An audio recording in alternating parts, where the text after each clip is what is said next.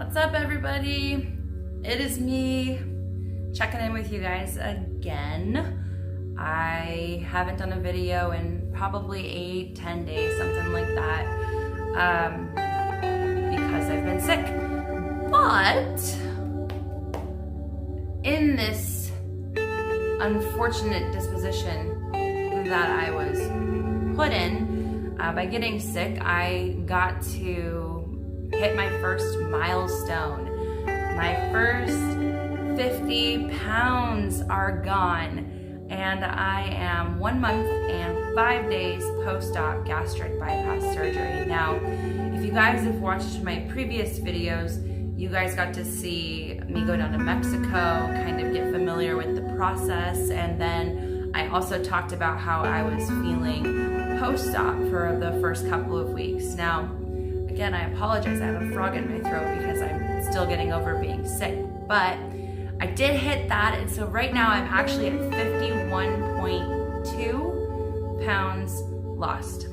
So this was a great thing. I mean, aside from being very ill, to wake up and realize I kind of lost, the size of a medium dog, as far as body mass size is concerned. So that was really, really cool to hit that first milestone. I am 280 pounds right now. I can't remember the decimal or the fractional amount, but I'm 280 pounds.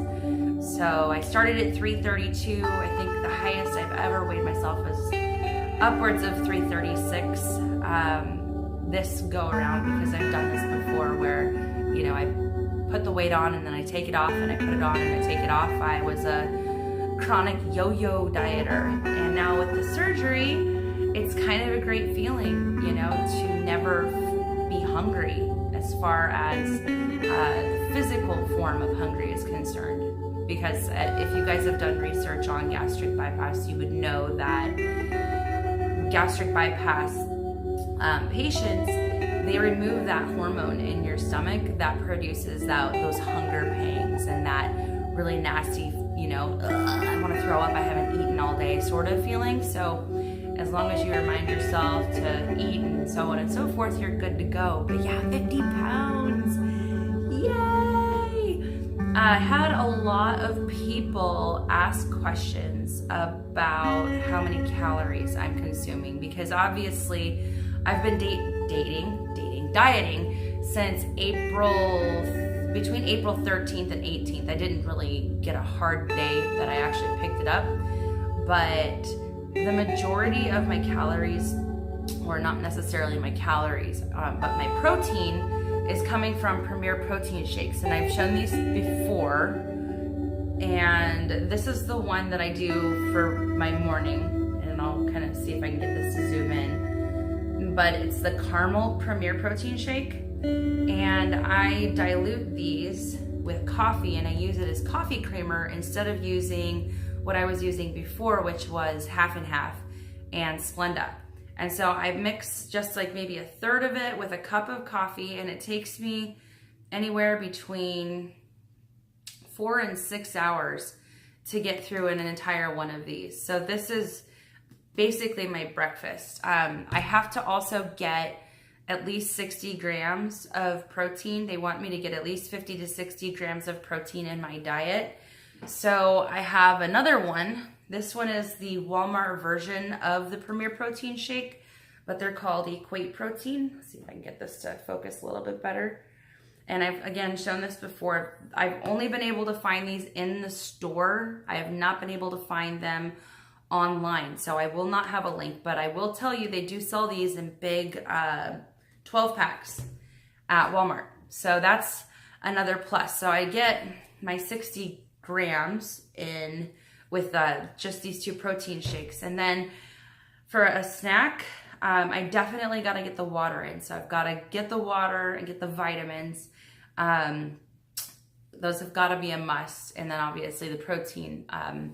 Another big thing that I wanted to talk about is my hair. My hair, it's falling out. So my hair is starting to fall out, and as you guys can see, I have pretty long hair. virtually down to my elbows. And I've spent years trying to get it this long, being very careful with how I brush it, how I wash it, how often I wash it. I mean, I use dry shampoo in my hair as well, so I don't have to wash it as frequently because it grows better that way, right? Well, it's now starting to fall out, which was one of those other big concerns that I had, you know, being a bariatric patient. I was really worried about my hair falling out because it's something that happens quite frequently to people who undergo this surgery, and it has to do with stress and your, you know, absorption rate in your new intestine tract that they make for you, and everything that kind of goes along with it. So I was brushing my hair the other day and I was like, oh my God. And I had like a ball of hair. I put it on Instagram too. It was so bad, so bad.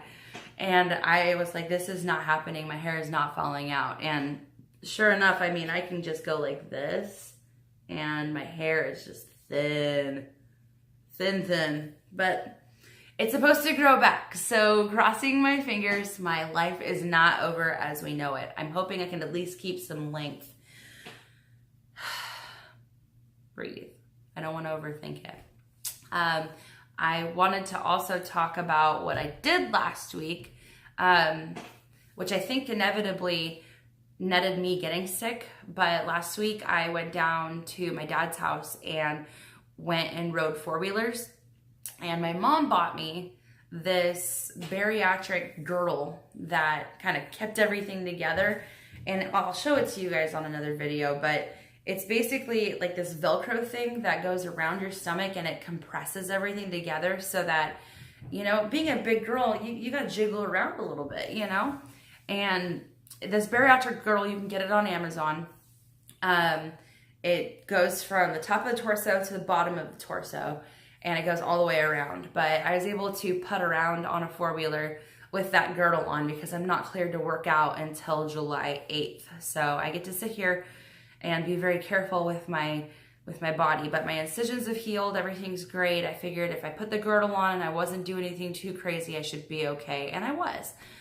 We also went out on a boat. We went on a little lake trip and towed little kids on the little towable behind the boat and got to experience the sun, which is one of the reasons I'm very red, because I'm still getting over the sunburn. But when I got back into town, I got home, I ended up getting like this horrible chest cold. And the coughing has actually caused the incision, which is, it's right here on my stomach, but this is the one where they pulled the portion of my stomach that they removed out. It caused it's starting to hurt. So of course, you know, me being a paranoid individual that I am, I call the advice nurse and she's like, you're okay. As long as, you know, everything is feeling okay, it's probably just because you're sore from using those muscles that you haven't used in so long. So that's a good thing. I'm not feeling super terrible. And that's just kind of the update that I'm with right now. I wanted to also talk about vitamins. So another issue I had was with iron specifically. It's one of those minerals or one of those nutrients that I'm actually super low on. So I have to supplement with iron. And I was low on it before I went in for surgery. So I started taking this iron, which is just the generic. I get everything from Walmart, guys. I'm not going to tell a lie. This is just a generic iron from Walmart. And it's the ferrous sulfate iron. And I was taking these at night because they made me so sick. Like absolutely sick. And I got these sent to me to try to see if maybe it made me not as ill or as nauseous. But these are the berry melts, the iron with the vitamin C, because you have to take iron with a vitamin C or a citrus of some type. But these berry melts are sublingual, so they just dissolve in your mouth. And I feel great. I feel fine. Iron levels are feeling great too. I mean, I can tell when I'm low on iron because you just get really tired. So greatest ever. Thank you, Mom, for sending these to me from Amazon. So I've been taking these and it's a lifesaver, complete game changer for me. I'm glad I can take iron and not get sick. Now, there are other multivitamins that I am taking. Now, you can't take your iron and your multivites at the same time, or sorry, not iron and multivites, but iron and calcium. So, Citrical is one of them that I take. That's my calcium supplement. Do not take these together. It's a big no-no. No. But I take Citrical, generic Walmart women's adult gummy, and then B12 is really good for metabolism support. Now, if you're just starting out on a diet, as an FYI, getting B12 helps you adjust to your new eating habits faster. So I don't know if you've ever done a crash diet or a fat diet, or you've tried to cut sugar from your life, you actually start to withdraw from sugar. Sugar is a drug. I mean, I don't understand why the FDA has not cleared it as a drug, because it is. And if you decide to purge sugar, or, you know, McDonald's or Burger King or Burger, whatever, if you want to purge all those unhealthy choices from your life, taking the B12 really, really does help get that stuff out of your metabolism, and it kind of gets everything rocking and rolling so that you start craving the new foods that you like. So I would strongly encourage, if you're ever starting a diet, to please, please, please, from the bottom of my heart, make sure you are absolutely taking a B12 and at least a multivitamin so you're not low. The last one that I'm taking right now, shake it, is biotin. I take biotin as well because obviously I like my hair and I want to keep it. But aside from that, I've been fine. I've had one episode of dumping syndrome, and it wasn't because of what I ate, it was how fast I ate it. And if you guys don't know what dumping syndrome is, it's basically because of gastric bypass, specifically the Roux-en-Y, is where they take your stomach, divide it in half, cut the top off, whatever, and they make one that creates your digestive juices and the other one that's like a pouch. It just kind of holds your food, and your food goes in, and it comes into your small intestine. My surgeon told me he bypassed 9 feet of my small intestine. So keep that in mind. 9 feet of my intestine that absorbs my food and my nutrients is now missing. And it's just this little pouch that goes directly into the intestine. And then that's where the juices kind of meet the food and it gets digested and so on and so forth.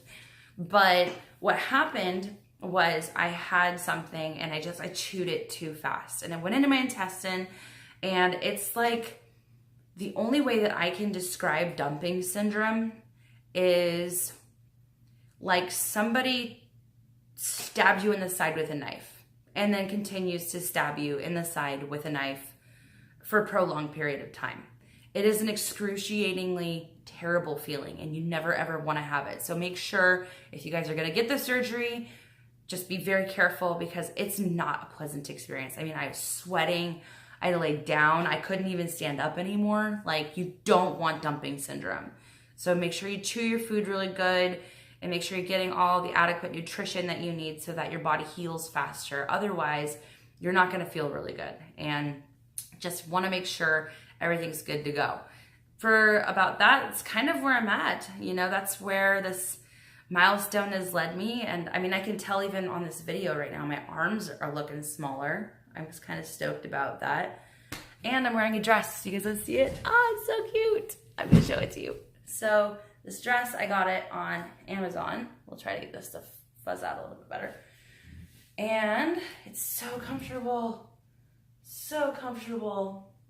But yeah, down at 280, I'm feeling it. I just can't wait until all of this is so smooth and I can show you guys. I'm so excited. But it's been great chatting with you. I appreciate you guys. Peace, love, chicken grease.